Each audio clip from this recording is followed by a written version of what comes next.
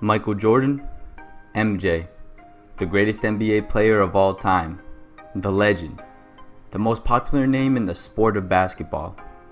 You only have to say his initials for people to know who you're talking about. MJ left no doubt about his legacy once his career was said and done. I actually held off on making a video on him for a while just because of how everyone already knew how great he was. But today, we're bringing out the MJ talk, and we're looking specifically at how next level he was when it came time to perform in the NBA Finals. We all know that part of why Michael Jordan is considered one of the greatest is due to how clutch he was. And what bigger stage to be clutch on than the NBA Finals?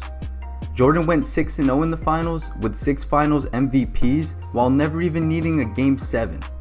Not to mention the Bulls three-peated, Jordan retired, eventually came back and three-peated again. If Jordan had never left, it's hard to wonder how many rings the Bulls could have won in a row and how many Jordan would have had overall. Nonetheless, what Jordan did was still remarkable, and he will go down as the greatest player of all time until further notice. But most of you already know most of what I just said, so today I'm going to dive into strictly his finals performances and why he is the greatest finals performer of all time.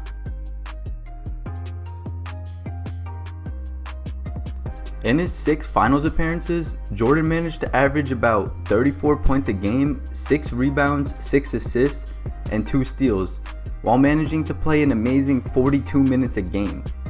But his impressive resume includes, most notably, an amazing finals record of 41 points per game against the Suns in his 3rd finals appearance back in 1993.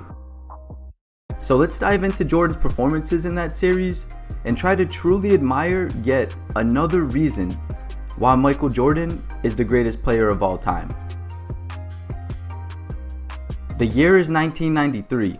The Bulls are coming off back-to-back championships but are showing some small signs of slowing down. After finishing surprisingly second in the Eastern Conference, they began the playoffs, but they ramped it up a notch, sweeping the first 2 rounds. Next up was the Knicks. This would go down as one of the best Knicks-Bulls series ever. After falling down 2-0, losing 2 in a row on the road, the Bulls quickly answered and won 2 games at home. Game 5 was very important for the Bulls, and if they won, they would maybe not have to play a Game 7 on the road if they could close in 6. Winning Game 5 would give them a chance to close out the series. The Knicks were ready this year and felt like it was finally their time to overthrow the Bulls in the East. In Game 5, it came down to the final possession and Charles Smith was stopped many times, which ultimately cost the Knicks the game. Game 6 ended how most expected, with the Bulls finishing off the Knicks. After a hard-fought 6-game series against the first-seeded Knicks, the Bulls were on their way to yet another NBA Finals, this time against the Phoenix Suns. During the season, a lot of people were saying the Bulls just didn't have that same juice and they just couldn't win another championship, and you could even maybe consider them an underdog against the Knicks that year. But yet again, they moved on and were in the finals again, ready to complete the three-peat. Going into the series, there was no doubt the Bulls were still the best team in the NBA and Jordan was the best player. But Charles Barkley and the Suns, they weren't just going to roll over and give the Bulls a three-peat. Charles Barkley, Kevin Johnson, Dan Marley, Richard Dumas. I mean, the Suns were no janitors as much as people like to say that Jordan faced in his career. The Suns finished 62-20, which was the best record in the NBA. They averaged the most points per game in the NBA that year, and with MVP winner Charles Barkley leading the way, it was clear the Bulls' defense would be tested and Jordan and the offense would have to rise to another level to match the Suns. The Bulls had a mid-of-the-pack offense this year, but had one of the top defenses. The Bulls were not as dominant as the year before, and the Suns were looking as good as it gets. But it was still the Bulls, and everyone was anxious to see what Jordan and the Bulls could do next. But what happened next over the series would cement Jordan once again as the greatest to ever do it. Since the Suns had a better record during the regular season, they had home court advantage and played the first 2 games at home. The Bulls came out and jumped on the Suns early, scoring 34 in the first quarter and jumping out to a 14-point lead. It looked early that the Suns could not defend on the perimeter, and Jordan and Pippen were going and getting whatever they wanted. After the Bulls hopped out to a huge lead, by the end of the third, the Suns had cut the lead to just 4 points, but the Bulls never lost the lead the rest of the game and managed to finish strong in the fourth and won the game by 8 points. Jordan finished with 31 points on 50% shooting from the field, 7 rebounds, 5 assists, and 5 steals, and just put in points when the Bulls needed them most. The Bulls really set the tone for the series by taking Game 1 on the road and rode that momentum into Game 2. Game 2 was much more of a battle start to finish. The Suns came out with a lot of energy on offense, and Charles Barkley was showing why he was the MVP that season. The Suns crowd was getting into it, and it felt at times the momentum would carry them to a victory. But Michael Jordan had something to say about that. Jordan showed up in every possible way. Down the stretch, it felt like Mike once again was just impossible to guard. He finished with 42 points while once again shooting 50% from the field. At times it looked like some of the shots he were getting was just too easy of looks for a guy like him. Oh, and he also managed to grab 12 rebounds and dish out 9 assists, a near triple-double. Down the stretch, Jordan couldn't be stopped, and the Bulls grabbed the soul out of the Phoenix fans by taking a 2-0 series lead back to Chicago. Game 3 was a legendary game, no doubt about it. Many considered the series over with the Bulls stealing 2 on the road. Most expected the Bulls to win the next 2 games and just sweep the Suns at home. But the Suns weren't giving up so easily. The Suns showed up and showed out. Their offense was very efficient and played a bit better defense than the Bulls, honestly. After a back and forth game, 4 quarters just wasn't enough. The game went into overtime and Jordan was trying to carry the load offensively all night. The Suns were playing efficiently on offense and Jordan was trying to match their scoring. After an overtime wasn't enough either, the Suns came up clutch in the second overtime, and Dan Marley hit a jumper in the final seconds to send it to a third overtime. In the third OT, the Suns just would not be denied. They made the 50-50 plays and the hustle plays they needed and came out of a must-win Game 3 with a W and some momentum to go with it. Jordan finished the game with 44, 9, and 6 and still managed to shoot over 44% from the field despite having 43 field goal attempts. He took it into his own hands a lot of the time during the game, but the Suns always had an answer on offense, and after a long 57 minutes played for Jordan, fans wondered how his body would respond after back-to-back 40-point grueling performances.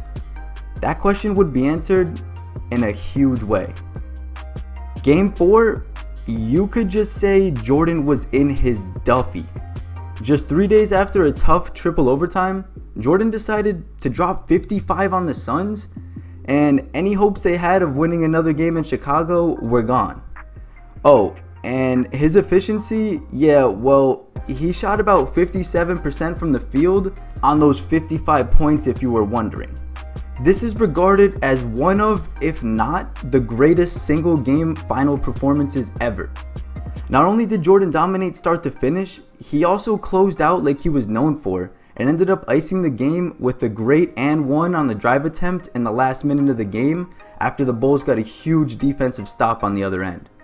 This was his airness and another famous shot that will never be forgotten. It became evident that the Suns literally could not stop Jordan, and they just had to hope their offense could manage to keep up. The Bulls took Game 4 and were 1 win away from the three-peat. The NBA was still in the 2-3-2 format, so the series was still in Chicago, and many people considered the series over going into Game 5. But the Suns were in the win or go home mentality that, they should have been in. And once again, they were not just going to roll over. Much like the story in Game 3, the Suns shot better from the field than the Bulls, and it showed up on the scoreboard.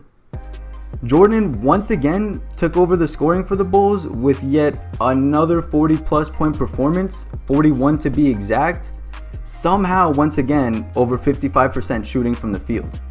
Jordan made some big shots down the stretch, but the Suns made more and would just not leave with the loss in Game 5.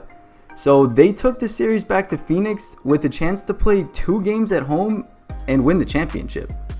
A lot of fans were shocked that the Suns took 2 on the road in Chicago, especially with how Jordan played in those games, but here they were. With the old 2-3-2 format, if the higher seed goes into Game 6 down 3-2, they actually still have home court on the series, and some teams would even consider themselves in a good position. So the Suns were feeling pretty good with themselves heading into Game 6 and thought they had a real chance of taking the series. 1993 NBA Finals Game 6. Well, if you know Jordan's legacy, you probably know how this one ends. Jordan scored 33 points in Game 6, and man did they matter. The Bulls had a small lead going into the fourth, but down the stretch, it was anyone's game to win. The fourth quarter, Jordan was the only one scoring for the Bulls, and he had every single point in the fourth for them until the very end of the quarter. With the final 10 seconds tipping down, Jordan brought the ball up, down 2. Before he got to half court, he whipped the ball to Pippen, and the defender was caught a bit off guard and overstepped while Pippen slipped by him. The defense collapsed on Pippen, and he made the pass down low to Grant, who felt the help from the perimeter and made a great quick pass to John Paxson, who did what he was paid to do. Knocked down an open 3, and he was wide open. The Suns still had a chance, down 1 with 3.9 left on the clock, so they weren't out yet. Ultimately, Kevin Johnson got the ball, got a huge screen set for him, had a pretty nice move to be honest, and pretty much broke Horace Grant's ankles, but somehow, someway, Grant managed to keep his balance and block Johnson's floater from behind at the buzzer. The Bulls had done it again, and once again, in the clutch. The road win in Game 6 completed the three-peat, and once again for the Bulls, it was a no-brainer when it came to Finals MVP award. But this time, Jordan's scoring performances in the finals was like no other. In 6 games, he managed to average 41 points per game, and that was the most ever. Not only did he manage over 40 a game, but he did it on over 50% from the field and 40% from 3. Jesus Christ. There was no possible way to perform bigger on the biggest stage. Mike had done it. On top of his scoring, he still managed to put in over 8 rebounds, 6 assists, and almost 2 steals per game. Oh yeah, and he played an average of 46 minutes a game in the series as well. He dominated every single game on offense, and it seemed the Suns could just not figure it out. Michael Jordan destroyed whoever they matched him up with the entire series, and it just goes to show how much better Jordan was than any player he met up against. Now, some say the Suns were just terrible on defense and had no one to guard Jordan, but it's the NBA Finals, and that's a story for another time. Obviously, the Suns were a good enough team to make it there, and they just got exposed by the greatest player ever. It's that simple. Jordan knew he could score at will against this team, and he did. Never took a night off and never let off the gas pedal. Michael Jordan's scoring performances in the 1993 NBA Finals were the best ever. And I'm not sure any player will ever average more than 41 points a game in the finals moving forward. In my opinion, this was the greatest finals performance ever by any player. And it makes sense when you realize it was the greatest player of all time that accomplished this. No one will ever question Michael Jordan and his accomplishments, and I don't think anyone will ever be better than he was, plain and simple. There are so many stories and records and stats that we are known and we're always preaching about with Michael Jordan, but I hope today I once again reminded you how great number 23 really was. Thanks for watching. Until next time, peace.